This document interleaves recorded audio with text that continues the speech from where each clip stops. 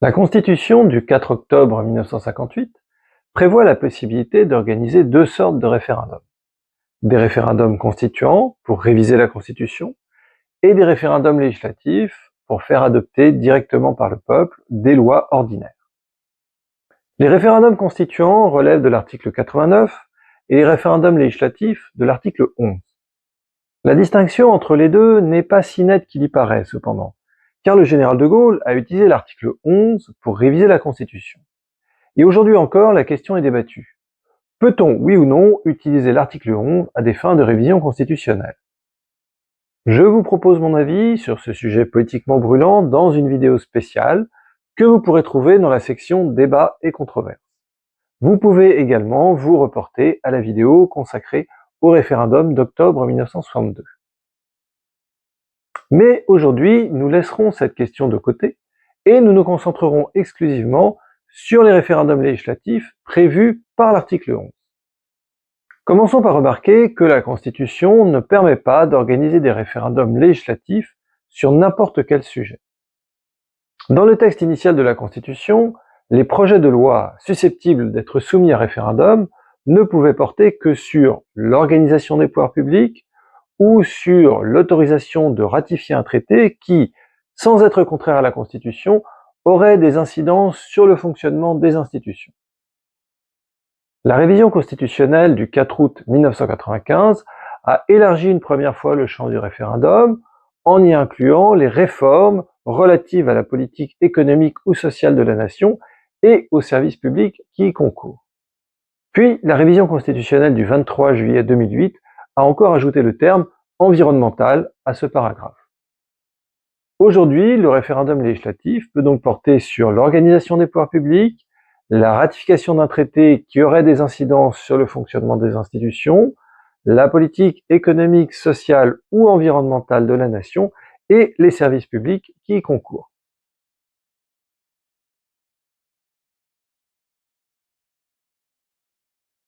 Ce champ est très vaste, mais il n'est pas illimité.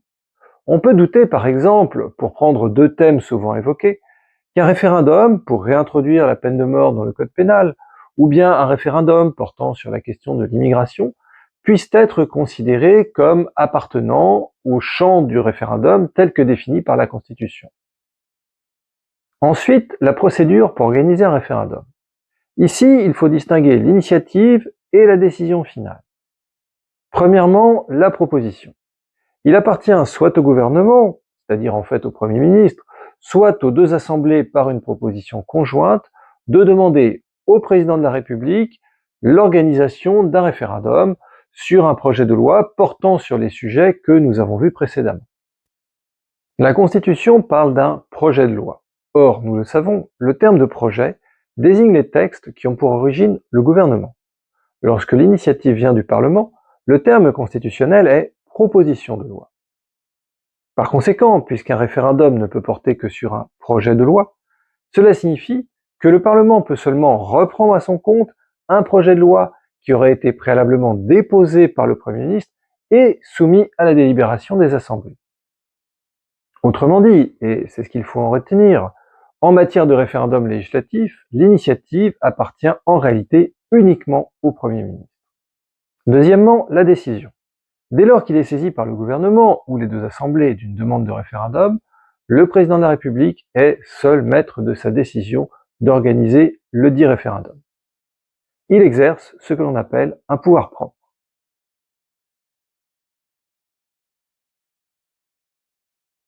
En pratique, le président de la République est toujours le véritable inspirateur du référendum. C'est lui qui demanda au Premier ministre de lui soumettre un projet de référendum, et d'ailleurs, le général de Gaulle n'essayait même pas de sauvegarder les apparences. Il commençait par annoncer solennellement à la télévision qu'un référendum allait être organisé sur tel ou tel sujet, et ce n'est qu'après, pour la bonne forme juridique, que le Premier ministre formulait officiellement sa demande. La loi constitutionnelle du 23 juillet 2008 introduit dans la Constitution une nouvelle forme de référendum que l'on appelle le référendum d'initiative partagée. Les détails de cette procédure complexe ont été précisés par une loi organique promulguée seulement en décembre 2013. L'initiative prend la forme d'une proposition de loi, qui doit être votée par au moins 1/5 des membres du Parlement, soit 185 parlementaires sur un total de 925. Saisi de cette proposition, le Conseil constitutionnel en contrôlera la conformité à la Constitution. Il contrôlera notamment que le sujet proposé rentre bien dans le champ délimité par la Constitution. Par ailleurs, cette proposition ne peut pas avoir pour objet l'abrogation d'une disposition législative promulguée depuis moins d'1 an. Si la proposition de loi est déclarée conforme à la Constitution par le Conseil constitutionnel, s'ouvre alors la deuxième phase. L'initiative parlementaire devra recueillir le soutien d'au moins 1/10 des citoyens inscrits sur les listes électorales, soit à peu près 5 millions de personnes. Le recueil des signatures s'effectuera par voie électronique et durera 9 mois. Le Conseil constitutionnel sera chargé de vérifier la validité des signatures et de se prononcer sur la recevabilité finale de l'initiative.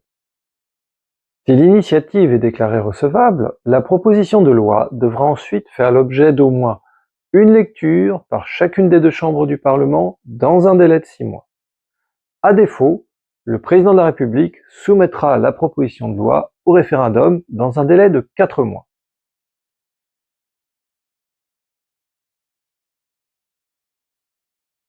Les 2 points les plus importants à retenir sont: premièrement, le référendum n'est obligatoire que dans un seul cas, si les 2 assemblées n'ont pas examiné la proposition de loi référendaire dans un délai de 6 mois après qu'elle ait été déclarée recevable. Deuxièmement, par ailleurs, à la différence des projets de loi, les propositions de loi doivent être soumises au Conseil constitutionnel, qui exerce donc un véritable droit de veto sur cette procédure référendaire. On le constate, le référendum d'initiative partagée est pour le moins difficile à mettre en œuvre. La procédure a été engagée pour la première fois en avril 2019, avec une proposition de loi portant sur le statut des aéroports de Paris. Elle s'est éteinte en mars 2020 après avoir recueilli un peu plus d'1 million de signatures. Quel peut donc être l'intérêt pratique d'une procédure qu'il est aussi difficile de faire aboutir? En fait, cette révision constitutionnelle ressemble à un tour de passe-passe. Faire croire aux citoyens qu'ils peuvent demander un référendum, mais sans obliger les pouvoirs publics à accéder à cette demande. On pourrait dire que le référendum d'initiative partagée est un faux référendum d'initiative populaire. Un référendum d'initiative populaire est une procédure qui permet à un certain nombre de citoyens de saisir directement la population d'un référendum sans que l'accord des pouvoirs publics soit nécessaire. Dans un référendum d'initiative populaire, le peuple est à la fois celui qui répond à la question et celui qui la pose, alors que dans notre Constitution, le peuple répond seulement aux questions qui lui sont posées par les institutions représentatives.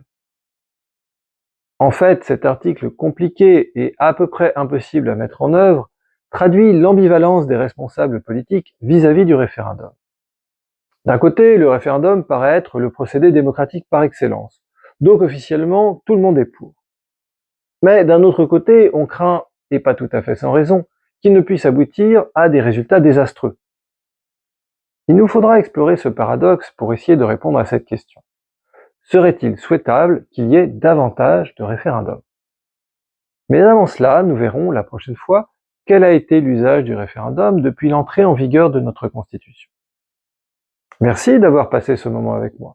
Vous pouvez grandement aider mon travail en aimant cette vidéo, en la partageant et en vous abonnant. Car n'oubliez pas, le droit, c'est passionnant.